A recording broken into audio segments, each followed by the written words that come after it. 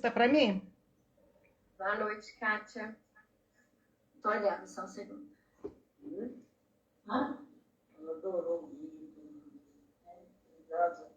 Agora já mudou as pessoas que estavam na minha tela. Algumas pessoas mudaram. Apareceu a Geralda Faria Duarte. Só mudou a Geralda. Ah, apareceu a Giane. O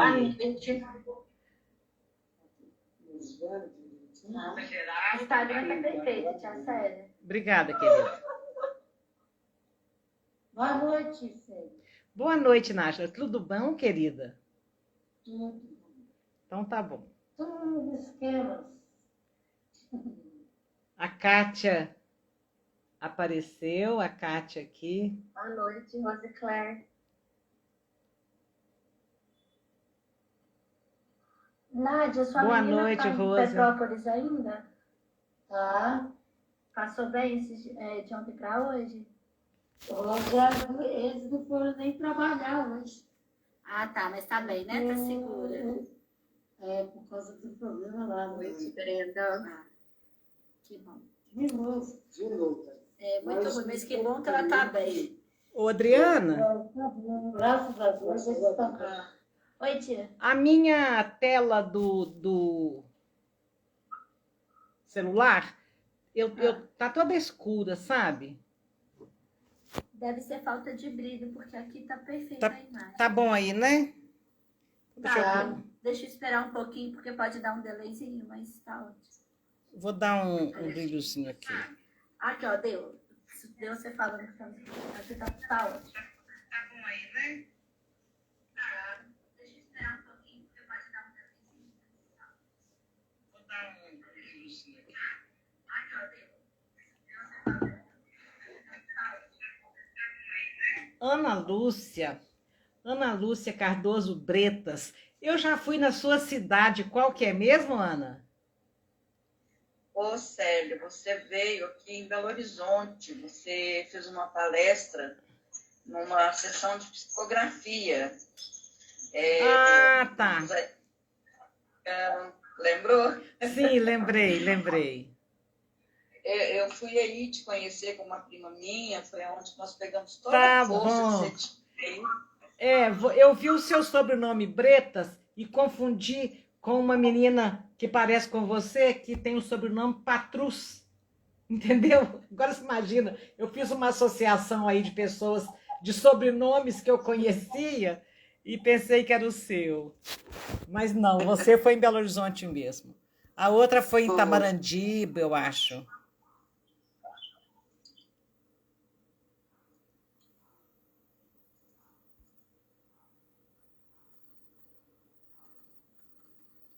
Boa noite, Ana.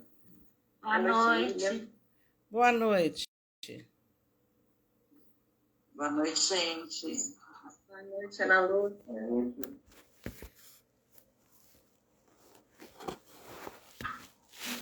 Boa noite, Mari.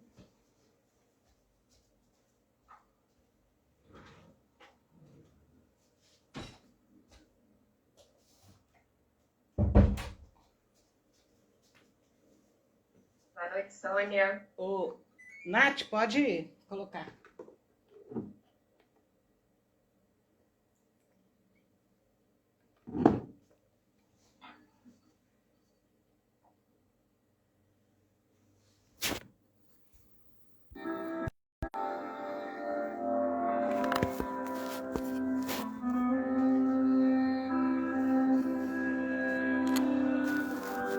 Van Gogh.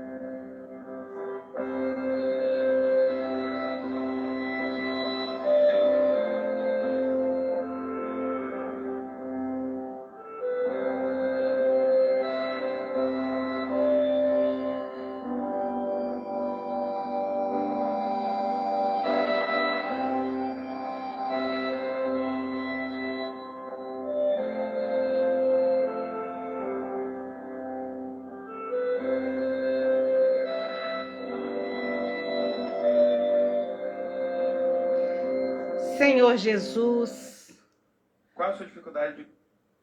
nosso coração se enternece diante do sofrimento dos nossos irmãos. Nosso coração se enternece diante das vítimas da guerra que não arrefece.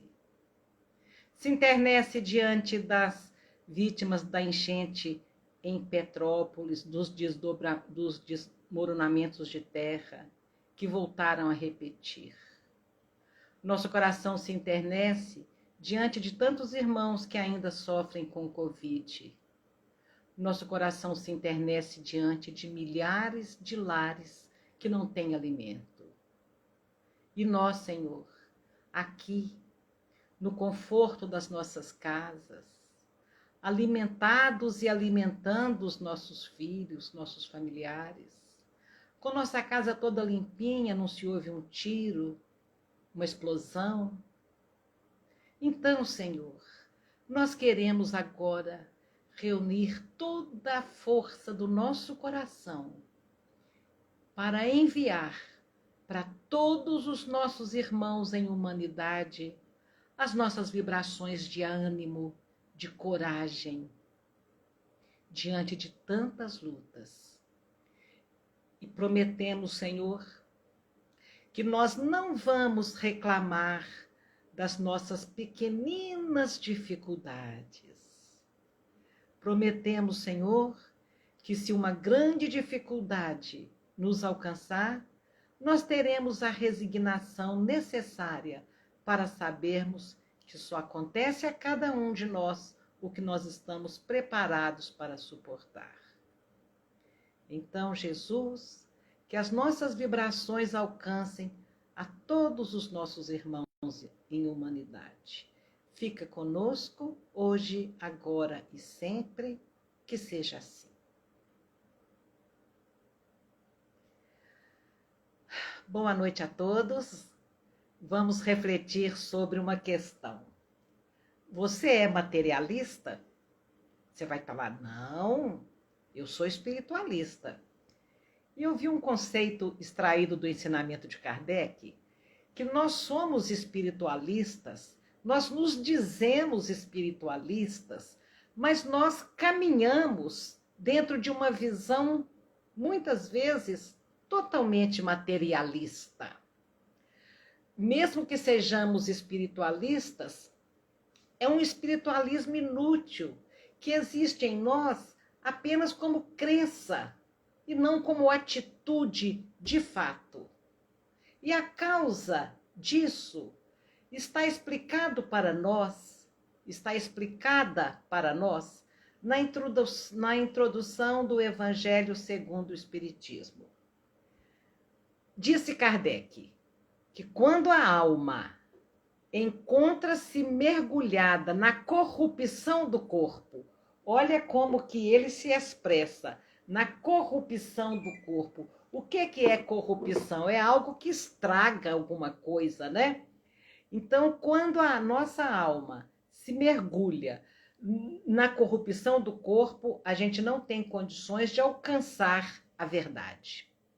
Porque o corpo, segundo Kardec, nos suscita 1000 obstáculos para encontrar essa verdade, pela necessidade que nós temos de cuidar desse corpo. E junto com essas dificuldades que nós temos de ter que cuidar desse corpo, tem um outro problema. Esse corpo nos enche de desejos, nos enche de apetites, nos enche de temores, e Kardec finaliza, nos enche de 1000 quimeras. 1000 quimeras. E eu fui procurar, logicamente, vocês já estão acostumados comigo, eu fui procurar o significado, o sentido da palavra quimera, que a gente sabe que é sonho, devaneio, mas eu gosto de apresentar todos os significados. Então, o nosso corpo nos enche de 1000 quimeras, quer dizer, de 1000 devaneios, de 1000 fantasias, de 1000 invenções, de 1000 sonhos, de 1000 ilusões, de 1000 tolices, disse Kardec, de 1000 tolices. Então, as faculdades da alma, as propriedades da alma, as características da alma ficam obscurecidas. Elas ficam entorpecidas no corpo sob o império da matéria. A nossa alma se submete ao corpo. Por essa razão que Platão, precursor de Jesus, porque a teoria, a filosofia que Sócrates e Platão nos trouxeram, combinam, né? Coadunam, corroboram todos os ensinamentos que Jesus veio trazer depois. Então, para Platão, um dos maiores objetivos da vida na Terra é manter o corpo controlado pela alma. Manter o corpo controlado pela alma. É manter a alma soberana. E Platão diz que pautar a nossa existência pelas necessidades do corpo é a pior das vidas possíveis. E teremos a pior das pós-mortes possíveis também. Então, a educação religiosa, que é esse esforço nosso aqui deste momento, por exemplo, que a gente está buscando, nos levará a esta desejada espiritualização, porque ela nos leva a refletir sobre esse império que o nosso corpo tem sobre a nossa alma. Então, a preocupação, tal qual compreendia Sócrates e depois seu discípulo Platão, é a mesma preocupação do cristianismo, é a mesma preocupação da doutrina espírita. Se o corpo é mortal e a alma é imortal, não é mais sábio viver de acordo com vistas à eternidade do que com vistas a simplesmente ao agora? Então, não cogitar da nossa imortalidade e pensar na morte como a destruição total é um grande lucro para os maus. Os maus gostam de pensar nisso. O materialismo que proclama esse nada depois da morte, ele anula toda a nossa responsabilidade e nos deixa livres para a prática do mal. Porque se não há nada, se não há nenhum julgamento, se não há nenhuma cobrança, podemos ser totalmente livres. E era isso que Sócrates dialogava com seus discípulos, mesmo quando ele estava na prisão, diz Kardec. Então, a primeira consequência do nosso materialismo é exatamente essa destruição do nosso senso moral, destruição do nosso equilíbrio íntimo. E isso faz com que a gente observe Jesus, mas ele não influencia em nada nas nossas vidas. E quando Jesus não influencia nada em nossas vidas, nós cometemos coisas que, se Jesus estivesse no nosso coração, jamais nós faríamos. Com Jesus no coração, a gente se prende um pouco, a gente se controla. Agora, sem Jesus no coração, é aquela história, tudo me é lícito, tudo me convém. E o apóstolo Paulo tem uma frase interessantíssima, porque ele olhava a vida, olhava as pessoas fazendo como se não houvesse amanhã, e ele falava, tudo me é lícito. Quer dizer, eu acho tudo certo. Problema de quem está fazendo, né? Tudo me é lícito, mas nem tudo me convém, dizia o apóstolo Paulo. E as pessoas que acreditam no nada depois, acreditam que acabou o corpo físico, acabou tudo, ele vive, então, dentro dessa suposta liberdade do posso tudo, quando ele pensa que ele está livre e, na verdade, ele está se escravizando aos próprios erros, se escravizando aos próprios fatos. ele está se tornando escravo das consequências, escravo do seu plantio. Mas ele vai viver essa suposta liberdade do cada um para si, do jeitinho, e a gente então vai vendo aí o aumento da promiscuidade, o aumento do consumo exagerado de bebidas alcoólicas, de droga, o tudo posso, sou livre, esse corpo é meu, esse corpo me pertence, eu posso me livrar dessa criança que eu não planejei, eu posso me libertar dessa criança que eu não planejei, porque o corpo é meu. Então as pessoas têm um conjunto de atitudes horríveis que acontecem exatamente porque perdeu-se todo o destemor de errar. Se antes existia um temor rigoroso ao julgamento de Deus que mandaria para o inferno, a humanidade amadurece intelectualmente, sabendo que um pai jamais mandaria o seu filho indefinidamente para o inferno, mas ao mesmo tempo ela só considera, oba, não tem inferno, mas não quer pensar em mais nada e cava para si o seu próprio inferno. Então, muitos vão viver aí dentro dessa estranha e destrutiva liberdade. Meu Deus, e quantas pessoas nós podemos observar diariamente vivendo nessa destrutiva liberdade? De quem deixa o corpo subjugar o espírito e se distancia da verdade, que na verdade trará a verdadeira liberdade. Jesus disse, conheça a verdade e ela vos libertará. Então, a gente, dentro do império do corpo sobre a alma, a gente tem muita dificuldade de conhecer a verdade, que nos levará à real liberdade. Quando Jesus diz que a verdade nos libertará, a gente pergunta, nos libertará de quê? Do império do corpo e das 1000 quimeras e das 1000 tolices que esse corpo exige de nós. Então, dentro desse cenário de um suposto espiritualismo apenas na teoria, nós vimos a questão do sagrado ser tratado com muita rebeldia, com muito deboche, né? E quando as pessoas tratam as questões do sagrado assim, elas caem, não demoram a cair num vale sombrio de sofrimentos, de equívocos profundos, que muitos de nós têm experimentado.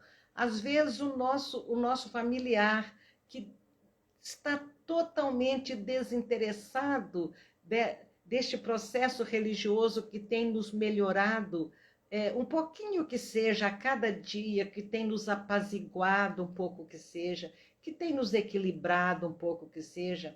Nós temos familiares totalmente absorvidos pela ansiedade, pela impaciência, pela rebeldia, pela depressão, e isso tudo é fruto desse distanciamento de Deus, é fruto do não vivenciar o nosso espiritualismo no sentido mais lindo que essa palavra comporta. E Sócrates, ele explicava aos seus alunos que, assim como o corpo, e agora eu vou apresentar, gente, uma resposta para um monte de dúvidas das pessoas. Vamos tentar.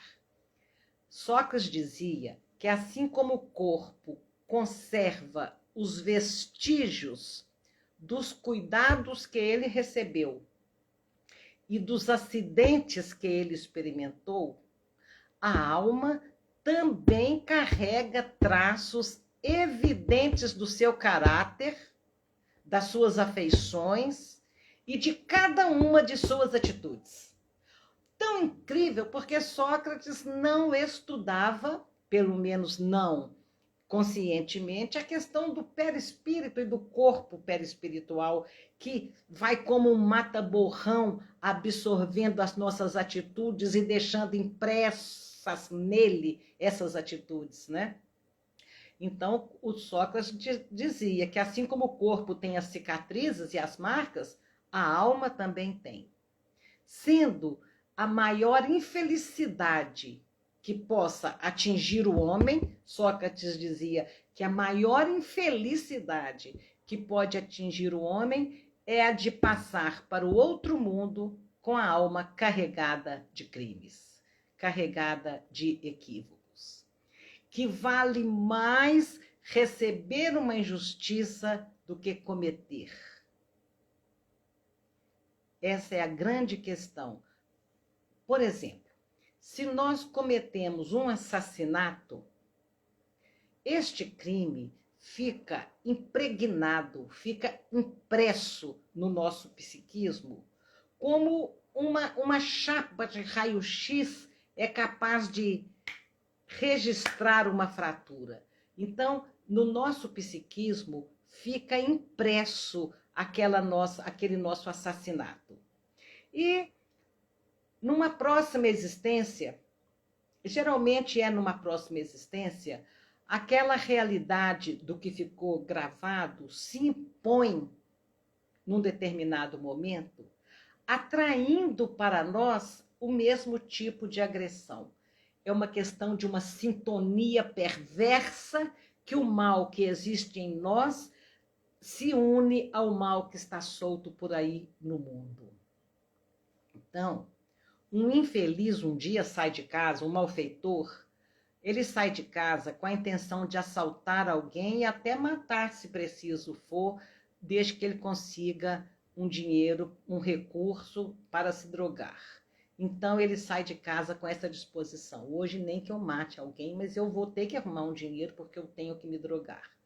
Então, ele escolhe o dia, ele escolhe a hora, ele escolhe o local, ele escolhe a arma, se é faca, se é revólver, se é uma cordinha na mão para apertar o pescoço de alguém, ele escolhe a arma.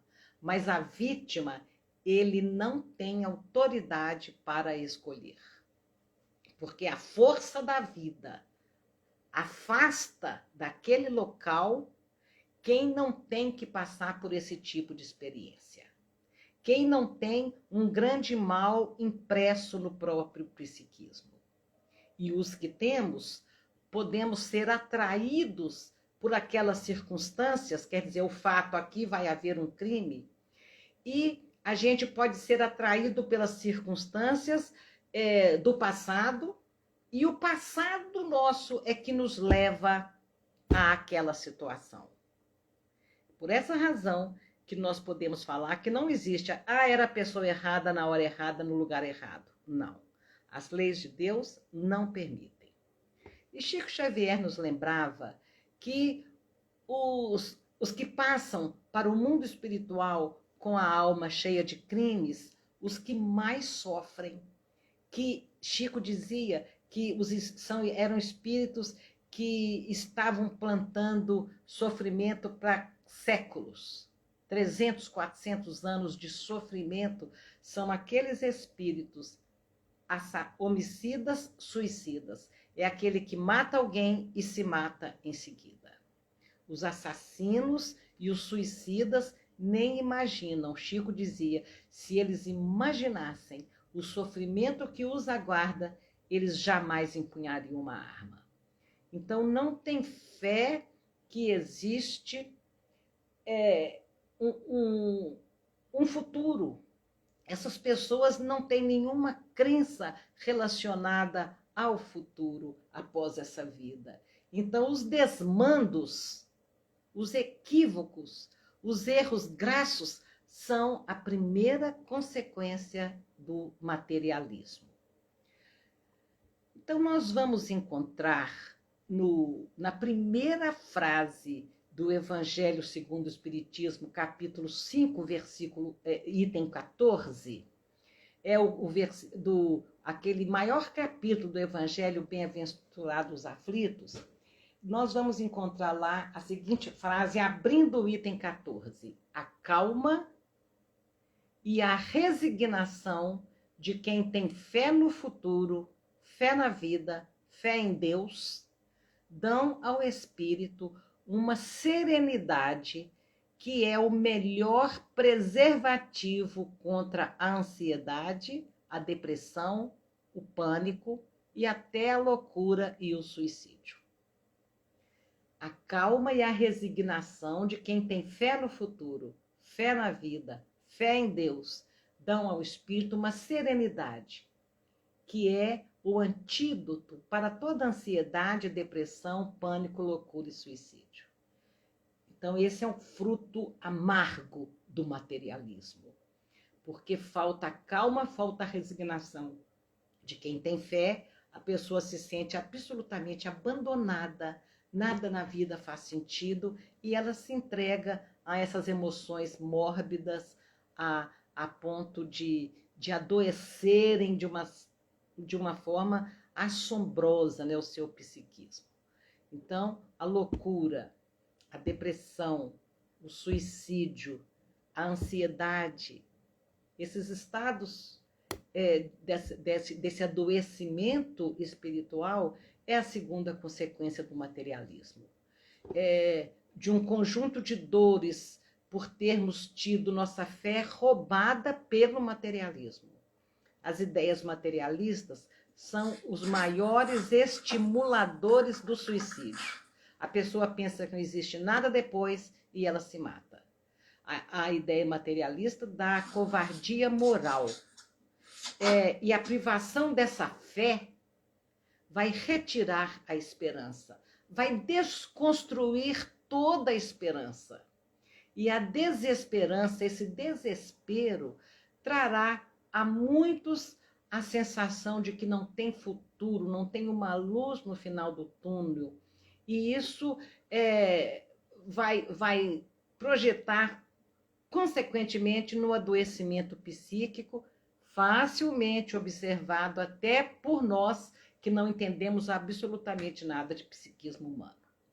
Todos nós estamos vendo esse adoecimento geral. Então, por que será que está se enfatizando tanto isso? Como nós sabemos, nós temos estudado, nós somos espíritas. O espiritismo é o consolador prometido por Jesus. Então, eu tenho enfatizado muito essa questão de materialismo, espiritualismo, de realmente assenhorar dos ensinamentos que nós estamos recebendo e colocar em prática na nossa vida. Porque se nós somos espíritas e o espiritismo é o consolador prometido por Jesus, será que nós estamos todos consolados? E por que nós não estamos consolados? O que é estar consolado? É estar de bem com a vida, é estar bem psiquicamente, é estar disponível para ajudar o próximo, é aceitar as dificuldades, é ter a calma, a resignação, é nunca ter pânico, nunca ter ansiedade, nunca ter depressão. Sim, é nunca ter isso, porque se nós estamos consolados, a nossa saúde psíquica vai estar muito boa, mesmo que nós tenhamos a saúde física comprometida por outras necessidades, o nosso espírito vai estar bem. Uma grande maioria está aí grudado no WhatsApp, no Face. Uma grande maioria de nós abandonou totalmente a leitura edificante. Então a gente deitava para ler, muitos deitavam para ler e liam ali, estudavam alguma coisa durante 1 hora e ia dormir.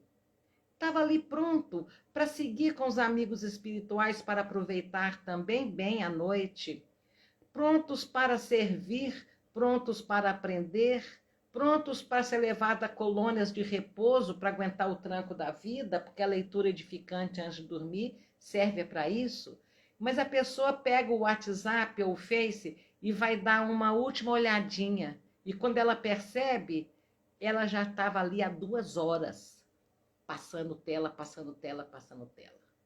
Então, aliada à ansiedade, aos distúrbios emocionais, nós estamos caminhando, se continuarmos grudados no WhatsApp e no Face, nós estaremos caminhando para distúrbios emocionais, nós estaremos caminhando a passos largos para casos mais graves ainda desse adoecimento.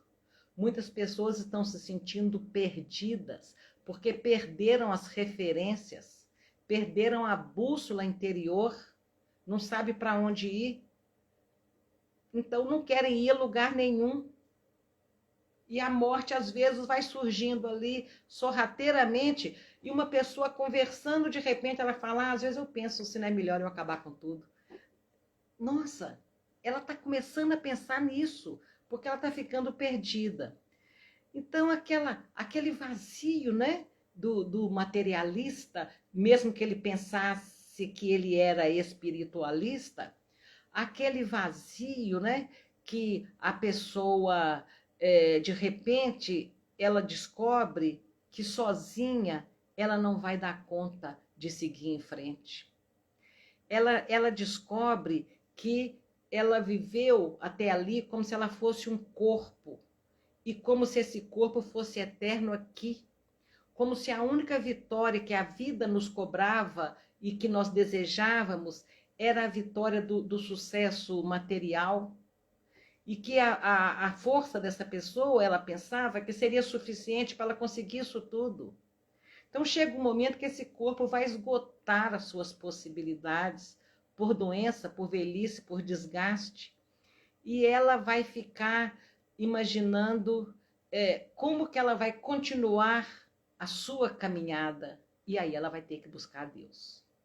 Ela não vai ter outra alternativa. Aí sim vai começar a nascer de fato o espiritualismo. Então diz Kardec que antes da transição que o planeta começa a preparar, muitos procuraremos a satisfação da nossa felicidade nas coisas materiais. Nós vamos mergulhar, muitos estamos mergulhados dentro do corpo de carne, vivendo sob a tirania do corpo de carne. E não encontraremos a felicidade porque a loucura, o desânimo, todos esses estados mórbidos vão tomar conta de nós como nunca tomaram antes. Em Obras Póstumas, Kardec fala que esses transtornos emocionais alcançarão a humanidade descrente. Então, antes da transição, esta é uma característica da humanidade descrente. Está totalmente imbuída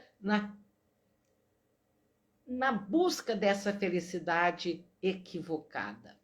E nós buscaremos, então, equivocadamente, a saciedade do corpo, porque uma vez que nada existe além da matéria, a felicidade se transfere para a vida presente, para o aqui, para o agora, para a busca de tudo que nós podemos ter, dinheiro, poder, conforto exagerado.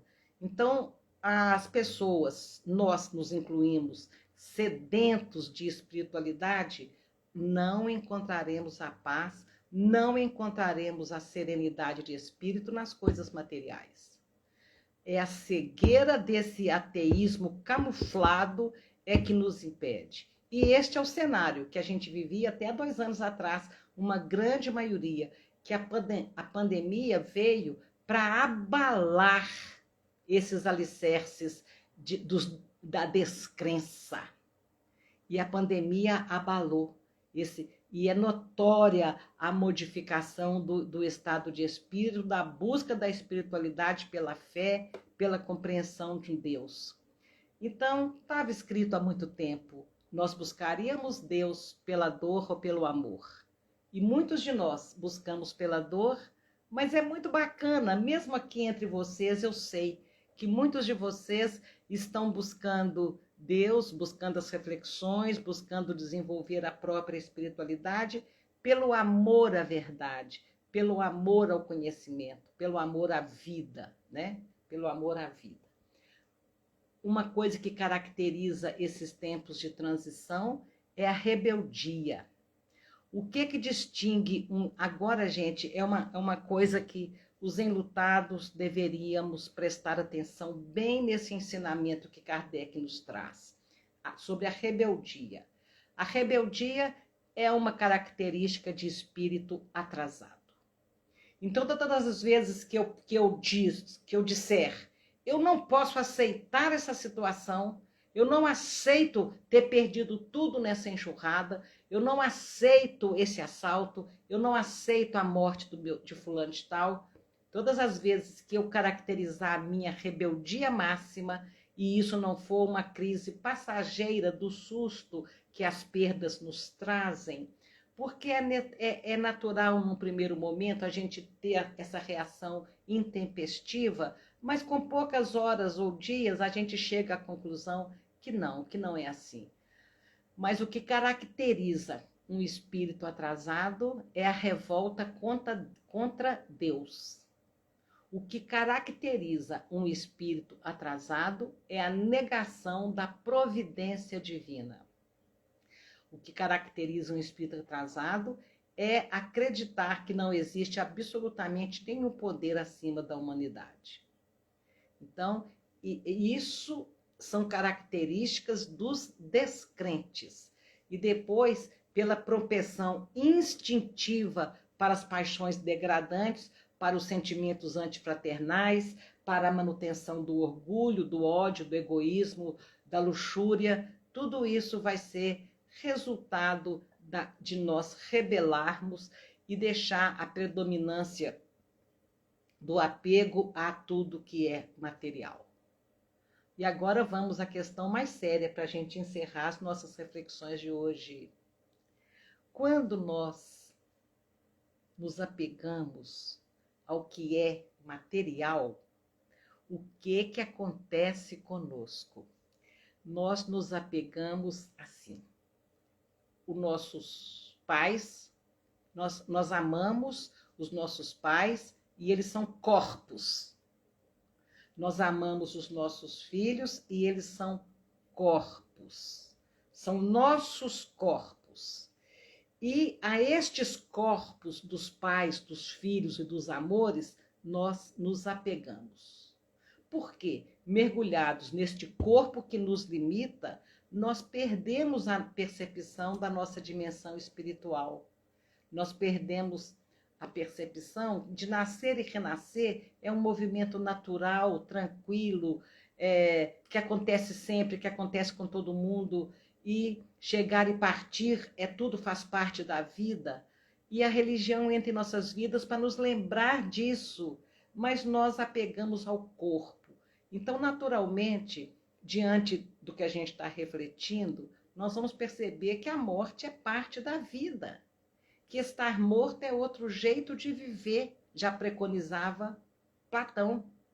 Então, essa é uma concepção espiritualista, mas pelos olhos da materialidade, nós nos apegamos aos corpos de quem amamos, e só conseguimos conceber o nosso amor e o deles para conosco através da presença física. E aí é o nosso grande erro, né? Porque quando nós nos consideramos espíritos, a gente não vai dar tanta importância assim ao corpo, e nem ao tempo da vida aqui na Terra. E essa é a grande questão do consolo que a doutrina nos traz.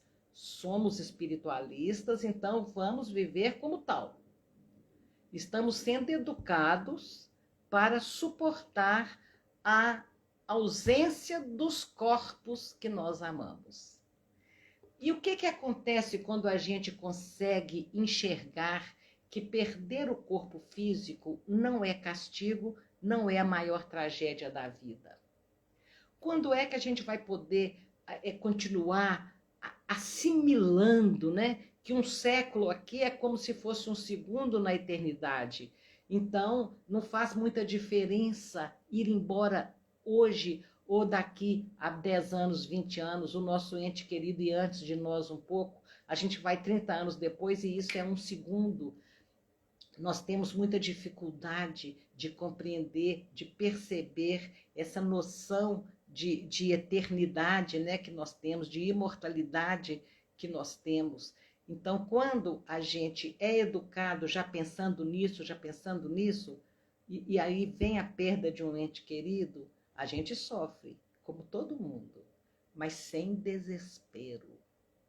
Sem desespero. Essas noções vão tirar de nós a rebeldia. E quando você aceita de fato uma dor, ela se torna muito mais leve.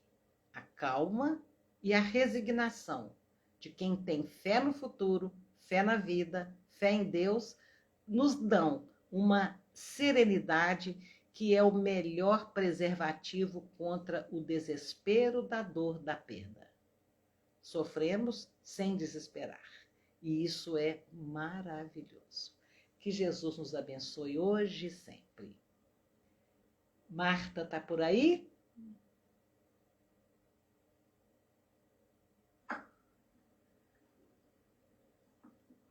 Oi, Marta, faz a prece para nós, querida. Faço sim, filha. Já vou começar.